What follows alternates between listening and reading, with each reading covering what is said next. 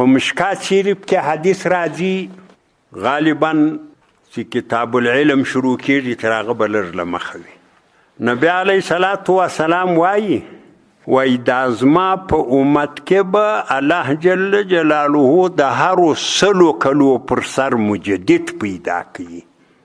100 کاله چې تیر سي په دې امت کې مجدد راځي. مجدد دا معنا ده چې هغه 100 کاله له مخه چې یو مجدد تللی ده بیا دا وخت خلکو ته په لاس ورغلی د خلکو رسم و رواج و دغه خپل کښته و پورته دا په دین ګډ کړي دي. اوس د دین په سترګه ورته ګوري. مجدد راشي خلکو ته دا واضح کړي چې هغه کار چې تی کوئ هغه دین د دغسې کوئ دا دین نه ده، دا دغه چټي شی ده. دا ته مجدد وایي. دا مجدد چې بولي مجدد معنا نوی کار کوونکی. دا نوی له سره کار شروع کړي هغه په دین چې کوم شیان ګډ سوي وي هغه لرې کړي. دا یو ارشاد ده. یعنې له نن څخه 1400 کاله یو څه زیات مخکې نبي علیه السلام موږ ته دا ارشاد پرېښی دی.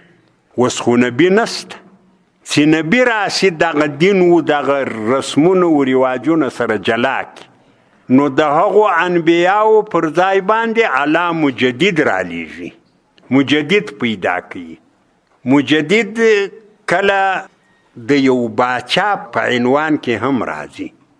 باچاوي او دین تصفیه کی.